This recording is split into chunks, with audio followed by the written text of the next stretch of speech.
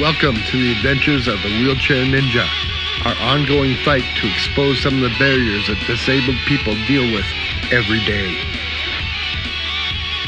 In this episode, we'll introduce you to two different pieces of legislation, one from the province of Ontario and one from the Government of Canada, both designed to help people with disabilities.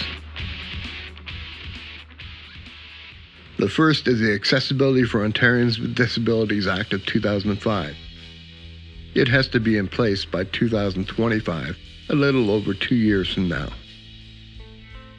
And then we have the Accessibility Canada Act, Bill C-81, an act to ensure a barrier-free Canada. We have a little bit longer for this one. It has to be in place by 2040, but it was just recently signed. So here's the main points of the AODA.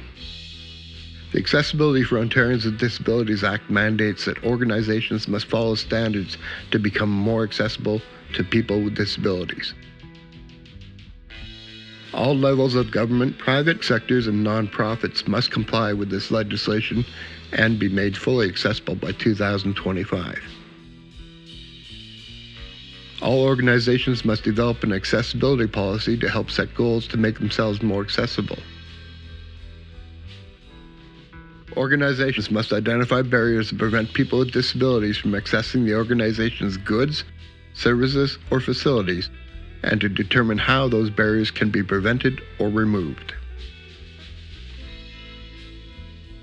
Private and nonprofit organizations with more than 50 employees and all public sector organizations must also make accessibility plans.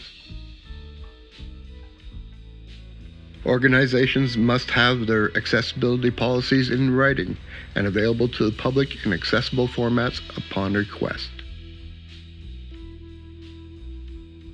Organizations must train their workers on best practices when serving people with various disabilities.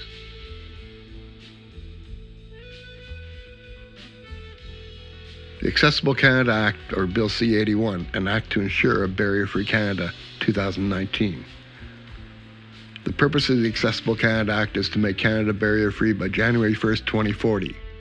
This involves identifying, removing, and preventing barriers in federal jurisdiction in the following priority areas. Employment. The built environment, buildings and public spaces. Information and communication technologies. Communication other than information and communication technologies. The procurement of goods, services, and facilities. The design and delivery of programs and services. Transportation, airlines, as well as rail, road, and marine transportation providers across provincial or international borders.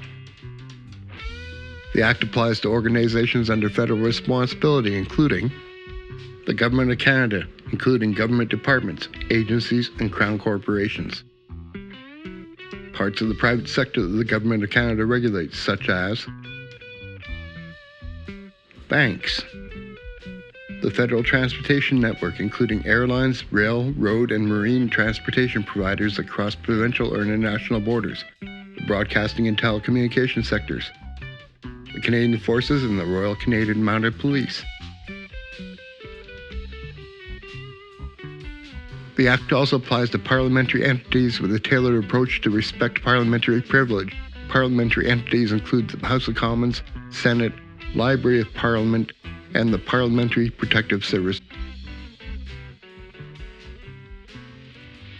If you need further information, please go to these websites.